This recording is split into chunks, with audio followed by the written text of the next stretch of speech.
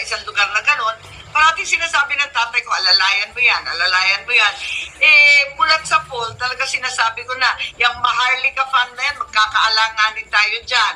Yung PI na yan, yung pagpapalit ng ating konstitusyon, di ba, nag-imbestiga rin People's ako niya. Initiative. Oo. Oo, alala ninyo, ang pangit ka, sa pangalan pa lang Correct. taog gani. Oo. Kaya ayoko na matotrouble siya. Tapos yung impeachment ni Inday Sara, medyo nagpaabot ako na hindi ito nakakatuwa. Talagang magkakaroon ng malalim at malawak na hidwaan ng ating bansa. Ang problema, hindi nga masyadong nakikinig at pati na rin doon sa GAA budget ng 2025 na sa palagay ko, naku talaga naman ang laking kawatan. Ano ba naman yan? Sayang lang ang hinihingi natin sa flood control, sa ating sundalo. At tumayo ako ng privilege speech. Nagagalit yata siya dahil nga hindi ako sumasang-ayon lagi. Kaso, ayoko naman siya mapahamak ng todo-todo. Ito nga, ang nangyari, ang balita ko, nagagalit siya dun sa investigasyon, pero hindi ko maintindihan kasi akala ko makakatulong ako, honestly, to tell you the truth, Ali, and Pams, no? Kasi I thought, dahil nga yung mga tao, galit na galit, nag-iiyakan, emosyonal na tayo, at andyan, ang dami ng protesta, prayer rally, kung ano man ang tawag. Sabi ko, para makapagbigay ng liwanag, mag-imbestiga tayo. Kinumbida ko lahat ng government people. As a matter of fact, lahat sila, gobyerno, wala ngang representative. Buti nga si Inday Sara nag-Zoom. Nagising na nga stress ng umaga. Wala talaga sa kanilang pangkat. Lahat gobyerno yon. Hindi ko naman alam ang mga sagot nila. Malay ko ba na hindi magtutugma at lalo sa mga magagalit ng mga tao? Sila naman yun nagtanong ako dahil hindi ko alam ang sagot. Hindi ko naman control ang kanilang sasagutin. So I understand where you're coming from, Sen. Bonggang-bongga. Ako, sorry na lang. Hindi ko talaga ninanais na magkaganon. So Senator Ivy, looking back, no, hindsight, sabi nga, ika nila is 2020. You were against the Maharlika Fund, People's Initiative, itong impeachment po laban kay VP Sara, yung gaan na budget. And yet kasi it all came, it was all publicized, no? It came out sa media. Wasn't there any chance for you to discuss this privately bago humantong sa ganitong na punto na umabot na rin po na hindi na rin po binabanggit ang inyong pangalan sa mga huling mga kampanya ng alyansa? At yun na nga, no, very glaring kasi kayo po ang ate, kayo po ang kapatid. Hindi ba parang napakasalimuot na po ng pinagdaanan? Kung sakali po sana na pag-usapan ito privately para hindi humantong sa ganitong sitwasyon. Nung una, talagang nakikipag-usap ako, nag-e-effort ako, kahit alam ko may humaharang, maraming ayaw na nagsasabi ako. Alam naman ninyo ako, masyado kong prangka, hindi ko nga maintindihan paano ko naglanding sa politika. Dire-diretso akong magsalita at minsan masakit. Talagang mahirap At nung umpisa, kinakausap ko pa sa matter of fact, yung mga anak ko, tumutulay hanggang sa mga bandang April, May ng 2023. 2023? Kami. Oo, ang tagal na nun, no? Yeah. Anyway, nag-e-effort kami na talagang mag-usap, sabihin ko sa kanya. Kaya lang, ang feeling ko walang nangyayari. At patapos noon, parang maraming humaharang. Tuwing dapat kami magkita, maraming humaharang.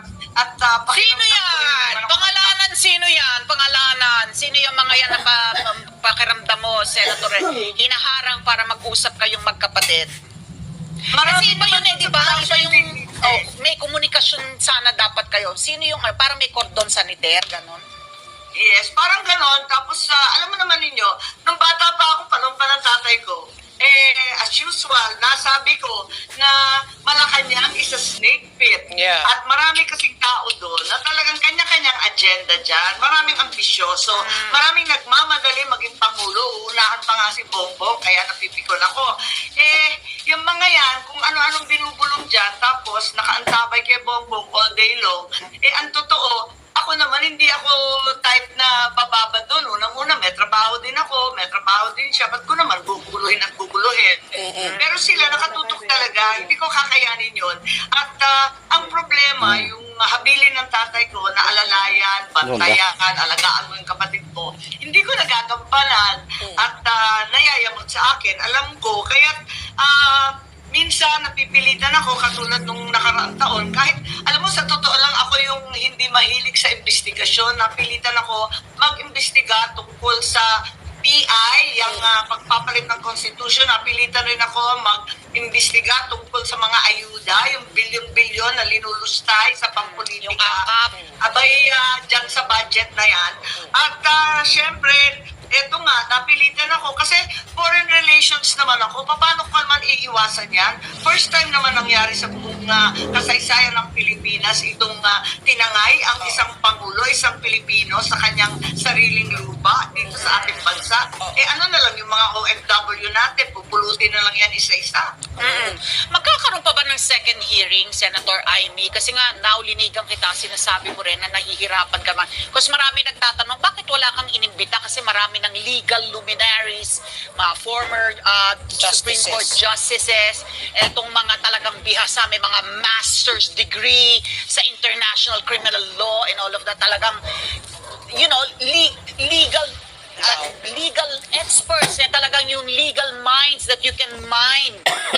Bakit hindi sila humarap para, because ang maririnig mong sinasabi nila is the legality of the arrest and the surrender. Hindi nila tinatawag na extradition ng pamahalaan, di ba? Surrender ng Pangulo, legal naman daw. Ayun na nga. So, maraming legal experts. Pero tulad ng sinabi ko, kesa sa experts on the side of the government, mas maganda rin yung mga neutral, yung talagang profesor. Ano? Kasi alam natin, napupolitika kapag ganon. Palagay ko, overrepresented na nga yung gobyerno. Mag-isa lang ako doon sa isang panig hanggang dumating sina Alan Peter. Dahil ang dami-daming taga-gobyerno. Sa totoo lang, nung umpisa akala ko walang darating galing administrasyon. Pero biglang nagdagsaan, tapos nagulat na ako, dagdag sila ng dagdag ng pangalan. Sabi ko, ayos to. Talaga namang prepared sila. Siguro maganda yung hearing natin. Tapos, nung na sila, dumami pala nun, 3 kwarto na kami, nag-usap pa nga ng pagkain Kaya sabi ko, very represented. As a matter of fact, si Inday Sara lang ang nasa kanila at siya lang ang on Zoom, alas 3 ng umaga yata sa The Hague. Kaya, yun nga, inaanyayahan ko kasi magkakaroon ako ng second hearing. May second. Yes, magkakaroon ako. I finally decided kagabi na mag-second hearing na lamang dahil may marami pang nagsasabing bitin, may mga katanungan ng OFW, at ang balita marami pang warrant na susunod. Hindi naman ito ang kaisa-isa at kahuli-huli ang warrant. Pero pag susunod, nababanggit nga yung pangalan ng 5 pulis. Kaya eto nga, kinakailangan alamin natin kung mali yung proseso, mali yung ginawa, huwag nang uulitin. So, Senator Amy, yung unang yung hearing, meron din na kayong preliminary report. Pwede nung yung ibunyag kung ano po ang linalaman po niyan. Kasi para pong sinasabi ninyo, para mga kontra-kontra, no, yung mga